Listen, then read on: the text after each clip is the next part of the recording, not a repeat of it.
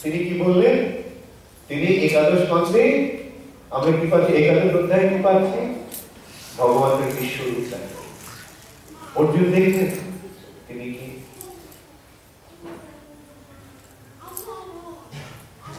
এইভাবে আমাদের ভগবানকে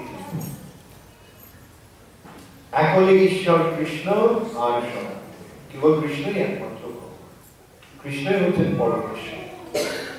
সেটা অর্জুন বলছেন। অর্জুন প্রথমে কিন্তু ভগবত গীতায় কৃষ্ণকে ভগবান বলে মানেনি। কৃষ্ণকে অর্জুনের কৃষ্ণ মানে অর্জুনের ভাই, সবাই নয়, ভাই, মামা তো কৃষ্ণ তো ভাই। অর্জুনের বাসুদেব হচ্ছে কৃষ্ণের অর্জুনের মামা, বসুদেব অর্জুনের মামা, আর কুন্তি দেবী অর্জুনের মামা তো এই ভাইয়ের সম্পর্ক। এখন আপনার ভাই যদি আপনাকে বলে যে আমি এই জ্ঞান বিভাষণকে দিয়েছিলাম, আপনি কি বলবেন? অর্জুনের তাই হয়েছে। তৃতীয় অধ্যায়ে কর্মযোগ সম্বন্ধে জ্ঞান প্রদান করার পরে কৃষ্ণ বললেন যে ইমম বিমর্শতে যোগম প্রক্তমান, এই জ্ঞান আমি প্রথমে বিভাষণ এবং বিভাষণ মনবে প্রাপ্ত। বিভাষণ থেকে তার পুত্র মনুকে দিয়েছিল। মনোরিক্ষা ভূমে অগ্রবে এবং দীক্ষার মনু তারপরে তার পুত্র ইচ্ছাকে দিয়েছিল। এবং পরম্পরা প্রাপ্তম ইমম রাজর্ষি, এইভাবে পরম্পরার ধারায় রাজর্ষিদের মাধ্যমে এই জ্ঞান প্রবাহিত। তখন অর্জুন কি বললেন? অর্জুন কৃষ্ণকে জিজ্ঞাসা করলেন, অপরম ভগত জন্ম পরম জন্ম বিভাষণ, তোমার জন্ম তো সেদিন হয়েছে, আর বিভাষণের জন্য সূর্যদেবের জন্য কত কত লক্ষ লক্ষ কোটি কোটি বছর আগে। কথম একার জানিয়া আমারও প্রত্যয়, আমি কিভাবে বুঝবো যে তুমি সেই জ্ঞান বিভাষণে দিয়েছি? তখন ভগবান কি বললেন? এইখানে ভগবত গীতাতে আমরা দেখতে পাচ্ছি কৃষ্ণ এখানে তার সূচনা।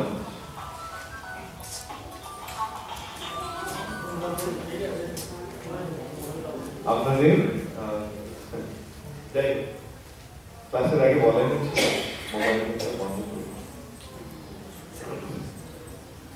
বিভাষণ। তখন অর্জুন কে কৃষ্ণ কি বলে? বহুদিনের ব্যতীতানি জন্মানি, বহুবার অর্জুন তোমার তব এবং তোমার এবং আমার জন্ম, বহুদিনের ব্যতীতানি জন্মানি তব চার গুণ তানি অহম বেদ, সেই সমস্ত জন্ম সম্বন্ধে আমি সম্পূর্ণ বেদ সর্বাণী, বেদ মানে জানা, সর্বাণী মানে সম্পূর্ণ, সেগুলো সম্বন্ধে সেই সমস্ত জন্ম সম্বন্ধে আমি সম্পূর্ণরূপে জানি, কিন্তু নন্তম বেদ তুমি তোমার কোনো কারো আছে পূর্বজন্মের জ্ঞান? পূর্বজন্মের ছিলেন এটা বিশ্বাস করে।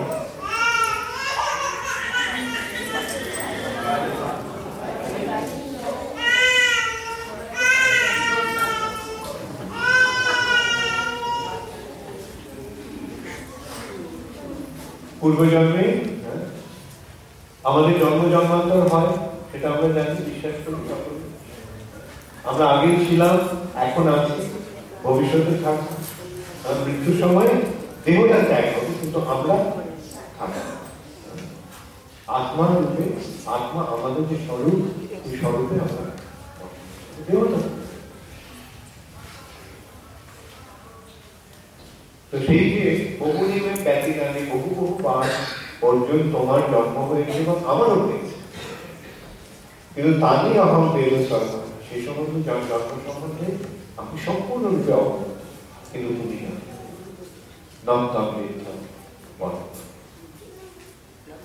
তারপরে অর্জুন কি কৃষ্ণ কি বলছেন অর্জুনকে? অজ ভীষণ অভয় আত্মা ভূতান। অর্জুন আমি অজ, মানে আমার জন্ম, কৃষ্ণের জন্ম। কৃষ্ণের জন্ম নেই মৃত্যু। যদিও অপি মানে যদিও, যদিও আমি অজ জন্মরহিত এবং আমি অব্যয় আত্মা, ভূতানাম ঈশ্বর কৃষ্ণ, সমস্ত জীবের কৃষ্ণ, তবুও প্রকৃতি শাম অতিষ্ঠায় সম্ভব আমি তবুও আমি আমার অন্তরঙ্গ প্রকৃতিকে অবলম্বন করে আমি সম্ভব আমি আবির্ভূত করি, আমি নিজেকে প্রকাশ করি। এখানে আমাদের সঙ্গে কৃষ্ণ, আমরা দেহ ত্যাগ করি, কৃষ্ণের দেহ ত্যাগ করি। কৃষ্ণ আসেন, চলে। কখনো কখনো তিনি মানুষের মধ্যে জন্ম নিয়ে আসেন, কখনো তিনি সরাসরি চলে আসেন, কখনো তিনি অদ্ভুত ভাবে প্রকাশিত হন। যেমন বরাহদেব রূপে তিনি কিভাবে এলেন? ব্রহ্মার নাক থেকে। মৎস্য রূপে তিনি সত্যব্রতের হাতে।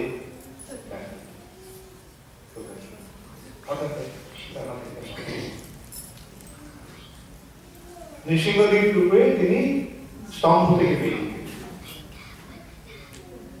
এইভাবে তিনি যেরকম ভাবে ইচ্ছা তার তিনি সেইভাবে তাকে জন্মগ্রহণ করতে হয়। জন্ম যেটা তার জন্ম, সেটা তার লীলা। সে কথাটি তিনি পরে বলছেন, জন্ম কর্ম চমে দিব্যম। আমার জন্ম এবং আমার কর্ম দিব্য। দিব্য মানে জাগতিক নয়, অলৌকিক। জন্ম কর্ম চমে দিব্যম এবং যে ব্যক্তি তত্ত্বতা হয়, এই কথাটা যে জানতে পারে তত্ত্বগত ভাবে, সপ্তাহ পুনর্জন্ম, তারা পুনরায় জন্ম। মানে আমরা যদি জানতে পারি যে ভগবানের জন্ম দিব্য, তাহলে আমাদের আর জন্ম হবে, আমরাও তাহলে অজ হয়ে যাব।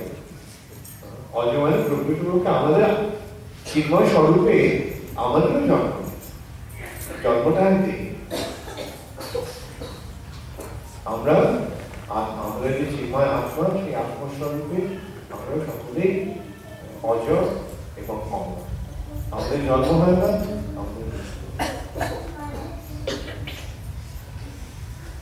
কিন্তু ভগবানকে ভুলে গেছি বলে আমরা জন্ম মৃত্যু বন্ধনে আবদ্ধ হয়েছি। কিন্তু ভগবানকে যখন আমরা জানতে পারবো, ভগবানের সঙ্গে যখন আমাদের সম্পর্কে প্রতিষ্ঠা হবে, তখন আমরা এই জড়জগতে জন্ম মৃত্যু বন্ধন থেকে, সংসার চক্র থেকে আমরা এইভাবে ভগবান অর্জুনকে তার নিজের তত্ত্ব জানান। এইখানে আমি দেখতে পাচ্ছি ভগবান হচ্ছেন কৃষ্ণ, হচ্ছেন ভগবান। অর্জুন কিন্তু প্রথমে মেনে নেন কৃষ্ণ তুমি ভগবান, কিন্তু এইভাবে যখন কৃষ্ণের মুখ থেকে ভগবত গীতার বাণী যখন অর্জুন শুনলেন, তারপরে তখন অর্জুনের জ্ঞান, তিনি তখন পরম ব্রহ্ম, পরম ধাম, পবিত্র। এই কৃষ্ণ তুমি পরম ব্রহ্ম, তুমি পরম ধাম, তুমি পরম পবিত্র, পুরুষম শাশ্বতম কৃষ্ণ আদি দেব। আর সেটা কেবল আমার কথা নয়, আহুস্তে বিষয় সর্বে, সে কথা সমস্ত ঋষিরা বলে, মুনি ঋষিরা যারা তত্ত্বজ্ঞানী, তারা সে কথা।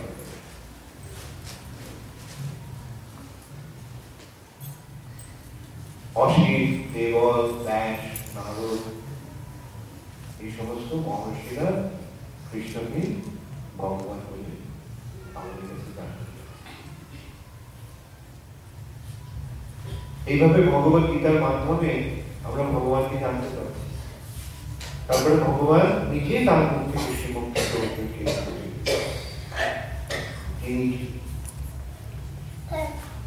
এখন প্রশ্ন হচ্ছে, আমরা কি সেই ভগবত গীতার বাণী গ্রহণ করবো না করবো?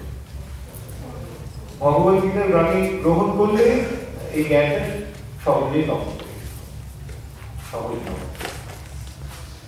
ভগবত গীতায় ভগবান যে কথাটা বলেছেন, অর্জুন যে কথাটা বুঝেছেন, সেটা যদি আমরা মেনে নিই তাহলে আর কোনো সমস্যা নেই।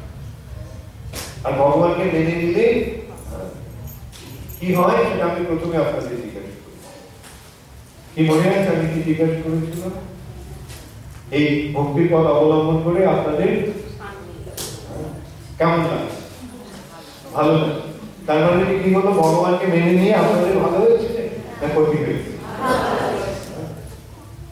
ভগবানকে মেনে নিলে আর কোনো ক্ষতি থাকবে না। আমাদের অবস্থাটা কিরকম আমরা একটু বিচার করে দেখি। খুব ধনী ব্যক্তির পুত্র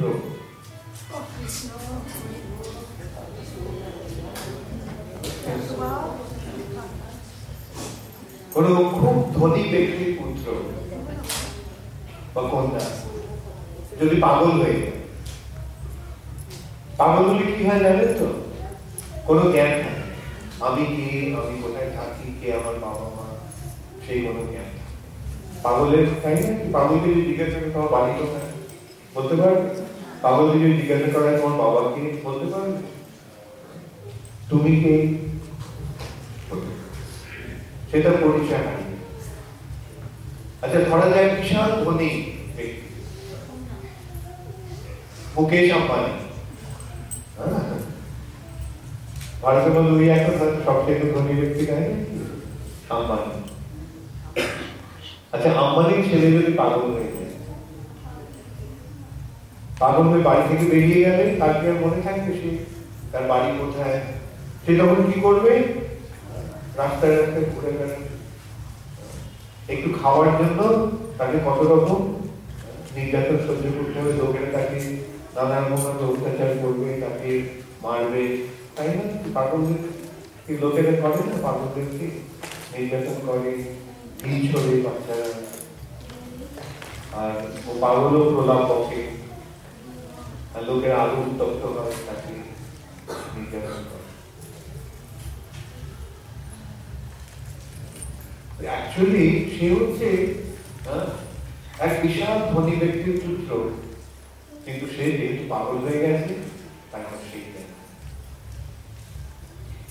এখন যে তাকে চেনে, যে ধরুন মুকেশ আম্বানির আত্মীয়, সেই যদি দেখে ওই ছেলেটি, তখন সে কি বলবে? আরে তুমি মুকেশ আম্বানির ছেলে আর তুমি এইভাবে কষ্ট করো, চলো আমি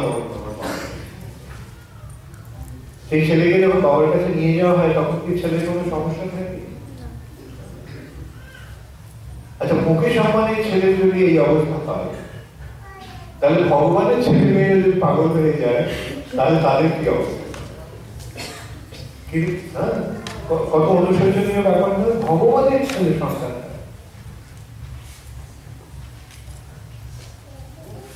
এখন মুকেশ আম্বানির ছেলের কথা আমরা ভাবছি, আমাদের অবস্থাটা কিরকম? আমরা সকলে কে? আমরা সকলে এই পরমেশ্বর ভগবানের সন্তান, কিন্তু পাগল হয়ে গেছি বলে ভগবানকে ভুলে গেছি। ভগবান কে, আমাদের পিতা কে, আমাদের বাড়ি কোথায়, আমার প্রকৃত পরিচয় কি, সব। এখন ইসকন কি করছে? ইসকনে এখানে এসে কি বললো আপনাদের? কি বুঝিয়েছে? আপনারা যেরকম আছে ভালো আছে সেটা বুঝিয়েছে না? আপনারা ভালো নেই সেটা বুঝিয়েছে? আপনারা যে পাগল হয়ে গেছে সেটা বুঝিয়েছে, পাগল হয়ে গিয়ে সবকিছু ভুলে গেছে সেটা বুঝিয়েছে, তাই না? বুঝিয়েছে যে আপনারা সকলে তার সন্তান, যিনি সর্বলোক মহেশ্বর, যিনি সারা জগতের অধিপতি, সারা জগতের তিনি স্রষ্টা, সারা জগতের তিনি পালনকর্তা, আর তিনি সারা জগতে হিতাকাঙ্ক্ষী। সেই যে পরমেশ্বর ভগবান, তিনি আমাদের পরম পিতা। এবং তাই ভক্তরা আপনাদের সেই কথা মনে করিয়ে মনে পড়েছে এখন, ঠিক তো? আপনারা সকলে কার সন্তান? সকলে বললেন, এদিক থেকে কয়েকদিন এদিকে সব কিছু করে আছে। আপনারা সকলে কার সন্তান?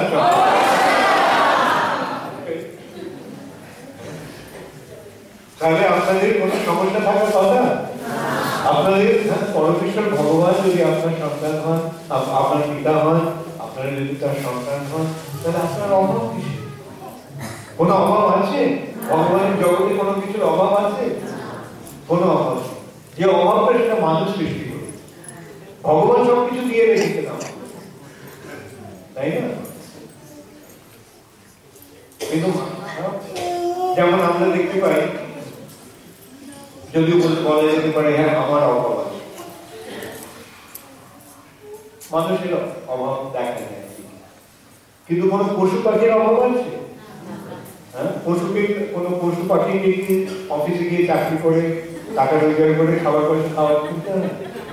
ওদের খাবারটা রয়ে গেছে, তাই না?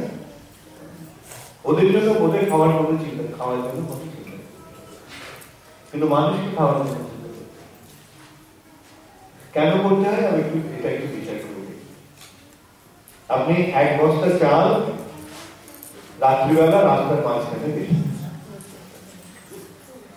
সকালবেলা যতগুলো পাখি আসবে এসে সেই যতটুকু তাদের প্রয়োজন খেয়ে উড়ে যাবে।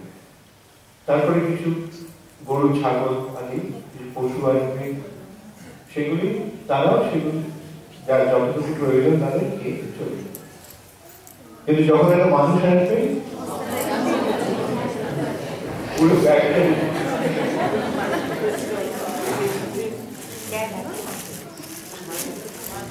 ভগবান সকলের জন্য দিয়ে রেখেছে।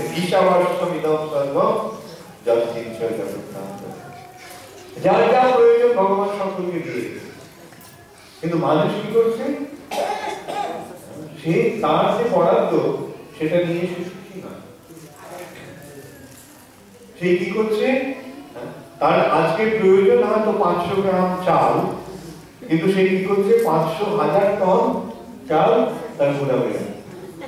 এই যে চাল 500,000 টন, এই চালগুলো এলো করতে অন্যের মুখ থেকে মুখের গ্রাস চুরি করে এনে সে তার গোদামে। এই জন্য মানুষের যে বরাদ্দ সেটা চুরি করে সে যেহেতু তার আত্মসাৎ করছে, তার ফলে অন্যদের।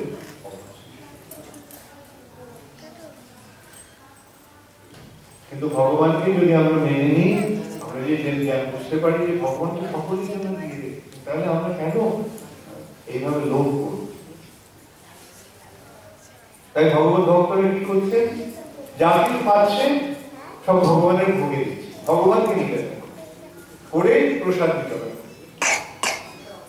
এইভাবে যদি সকলে ভগবানকে নিবেদন করে ভগবানের প্রসাদ বিতরণ করে, তাহলে কি এই সমাজে কোনো অভাব থাকবে?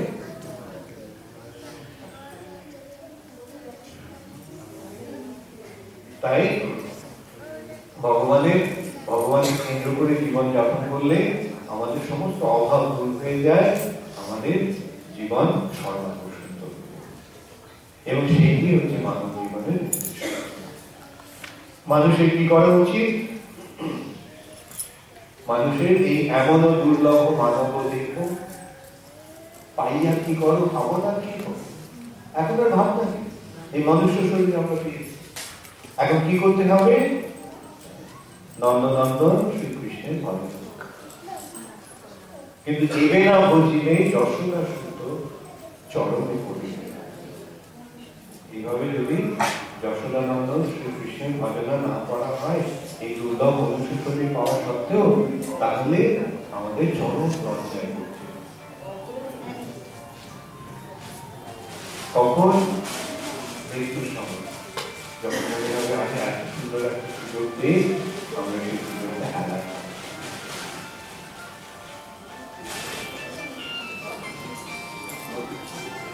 হরে কৃষ্ণ। তাহলে আপনারা বুঝতে পারলেন এই জীবনের উদ্দেশ্য কি হওয়া উচিত। আপনারা কি একটু বুঝে গেছেন সকলে এই জীবনের উদ্দেশ্যটা কি? আসলে কেউ বুঝতে পারেননি এখন? কারণ এখন তো আছে বুঝতে পারেননি। সুতরাং এই জীবন থেকে সার্থক করুন। भज गोविंद भज गोविंद भज गोविंद का नाम रे, गोविंद का नाम बिना तेरा कोई ना आवे। गोविंद नाम भजन छाड़ा आज जीवन अपना सफल बना ले, भज रे हरि नाम। हरि नाम कीर्तन करे जीवन सफल। Hare Krishna, Hare Krishna, Krishna Krishna, Hare Hare, Hare Rama, Hare Rama, Rama Rama, Hare Hare, Hare Krishna, Hare Krishna,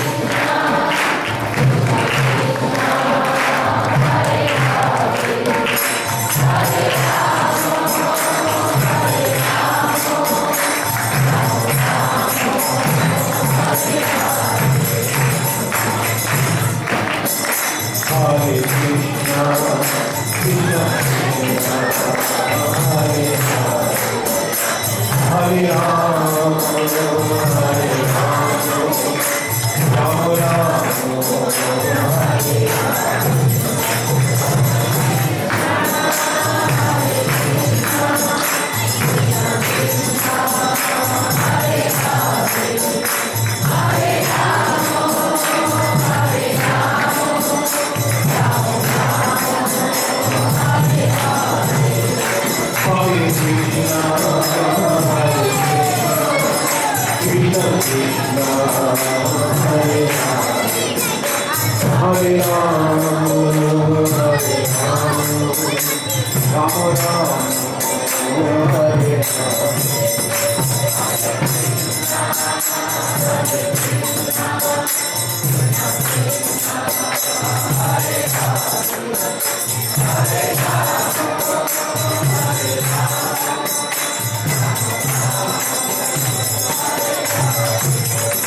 Hare Krishna, Hare Krishna, Krishna Krishna, Hare Hare, Hare Rama, Hare Rama, Rama Rama, Hare Hare.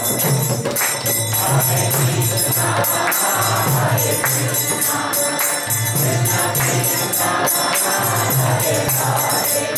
Hare Hare, Hare Rama, Hare Rama, Hare Krishna, Hare Krishna, Krishna Krishna, Hare Hare, Hare Rama, Hare Rama, Rama Rama, Hare Hare.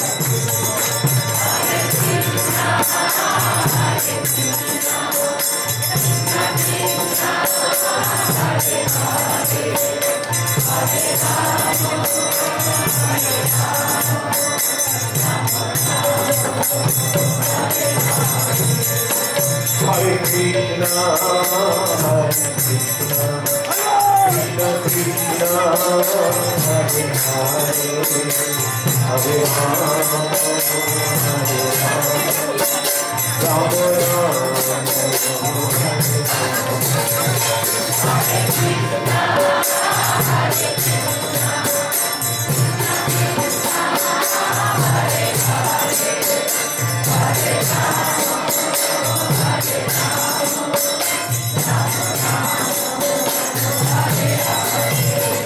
Hare Krishna, Hare Krishna, Hare Krishna, Hare Hare Rama, Hare Rama, Rama Rama, Hare Hare Krishna, Hare Krishna.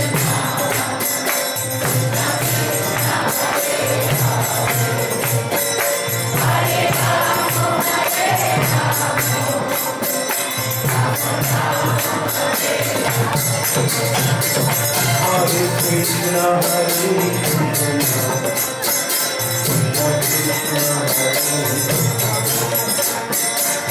Ram Ram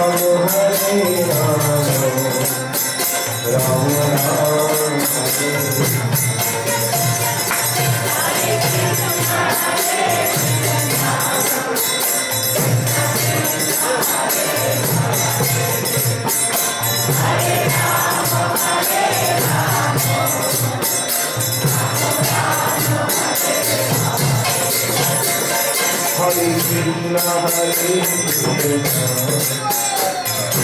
Krishna Hare Hare Ram Ram Ram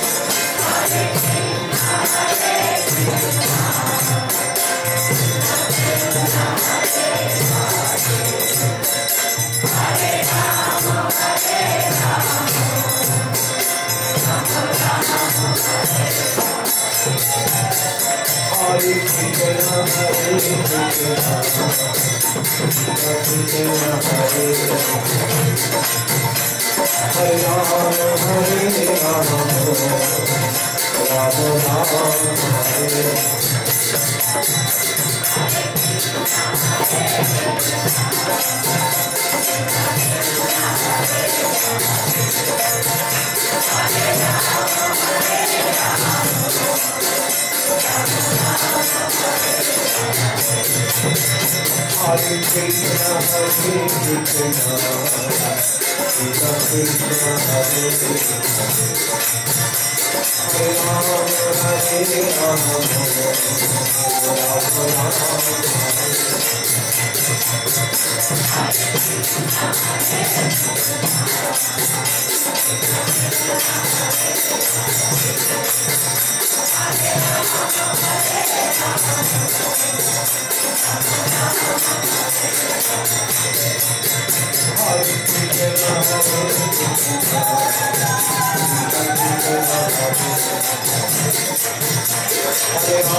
Ram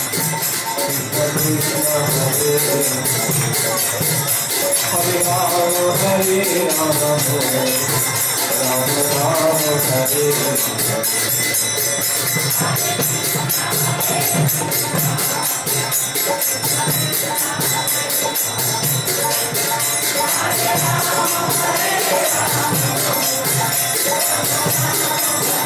Krishna Krishna Krishna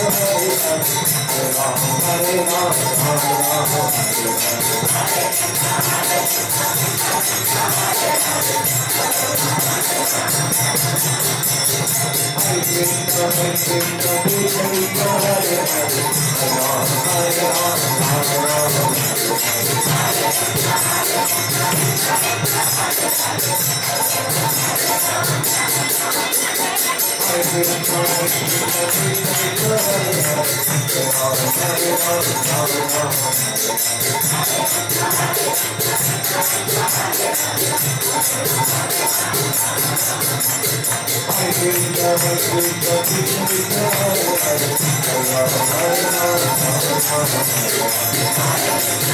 Hare